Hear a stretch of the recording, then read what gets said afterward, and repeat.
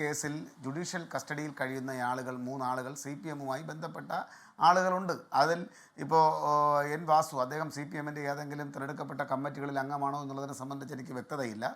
ശ്രീ വിജയകുമാറും അതുപോലെ തന്നെ ശ്രീ പത്മകുമാറും അവർ CPM-മായി ബന്ധപ്പെട്ട് ചില ഘടകങ്ങളിൽ അംഗങ്ങളാണ് എന്നുള്ളത് വസ്തുതയാണ്. പക്ഷേ അവരെ സംബന്ധിച്ചുള്ള കൃത്യമായ വിവരങ്ങൾ കുറ്റപത്രം സമർപ്പിക്കുന്നതോടുകൂടി അവർക്ക് എന്താണ് ഇതിനകത്തുള്ള റോള് അവർക്കുണ്ടായത്. നിങ്ങളിപ്പോഴും ചേർത്ത് പിടിക്കുകയാണ്. അതിനർത്ഥം അങ്ങീ പറയുന്ന വാദത്തിന് അർത്ഥം എന്താണ്? നിങ്ങളിപ്പോഴും ചേർത്ത് പിടിക്കുകയാണ്, നിങ്ങളിപ്പോഴും പിന്തുണയ്ക്കുകയാണ്. അതല്ലാതെ അന്വേഷണത്തിന്റെ വഴിയിൽ ഞങ്ങൾക്ക് അവർക്ക് രാഷ്ട്രീയ സംരക്ഷണം നൽകുന്നില്ല എന്ന സന്ദേശം നൽകി അവരെ പുറത്താക്കല്ല നിങ്ങളിപ്പോഴും ചെയ്യുന്നത്. നിങ്ങളിപ്പോഴും ചേർത്ത് പിടിക്കുകയാണ്, നിങ്ങളിപ്പോഴും അവരുടെ ഭാഗം പറയുകയാണ്. അല്ല, അത് ഞാൻ പറയുന്നതിനേക്കാൾ എത്രയോ മനോഹരമായി CPM-ൻ്റെ സംസ്ഥാന സെക്രട്ടറി ആദരണീയനായ ശ്രീ ഗോവിന്ദൻ മാഷ് വളരെ കൃത്യതയോടുകൂടി പറഞ്ഞു. ഇത്തരത്തിലുള്ള കുറ്റകൃത്യങ്ങളിൽ കണിക പോലും പെടുന്ന ആളുകൾക്ക് യാതൊരുവിധ സംരക്ഷണ വലയവും CPM ഒരുക്കുകയില്ല എന്ന് വളരെ കൃത്യമായി പറഞ്ഞു കഴിഞ്ഞ കാര്യമാണ്.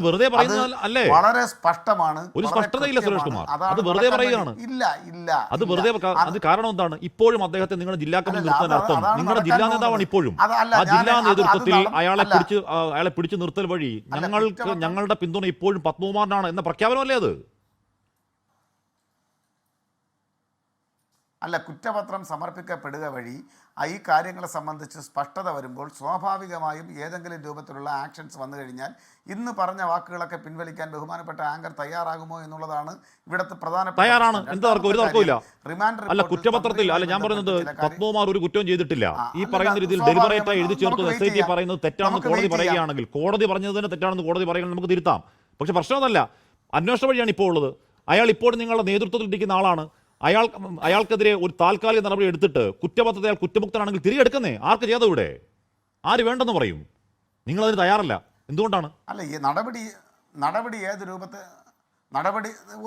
ഒരു സെക്കൻഡ്, ഒരു വരി കൂടെ. നടപടി ഏത് രൂപത്തിലാകണമെന്നുള്ളതിനെ സംബന്ധിച്ച് സംഘടനാ കമ്മിറ്റികൾ ചർച്ച ചെയ്ത് അദ്ദേഹത്തിൻ്റെ കുറ്റകൃത്യത്തിൻ്റെ ഗ്രാവിറ്റിക്കനുസരിച്ചുള്ള ശിക്ഷാ നടപടി ഉണ്ടാകുമെന്നുള്ള കാര്യത്തിൽ ഒരു തർക്കവും നിങ്ങൾക്ക് പത്മകുമാർ ചെയ്ത കുറ്റത്തിന്റെ തീവ്രതയിൽ സംശയം ഇപ്പോഴും എന്തിനാണ്? കാര്യമില്ല, നടക്കാൻ പോകുന്ന കാര്യമാണ്. നിങ്ങൾക്ക് പത്മകുമാർ ചെയ്ത കുറ്റത്തിന്റെ തീവ്രതയിൽ ഇപ്പോഴും സംശയം എന്തിനാണ്? ശ്രീ ഡി സുരേഷ് കുമാർ, നിങ്ങൾക്ക് SIT-യിൽ പൂർണ്ണമായ വിശ്വാസമല്ലേ?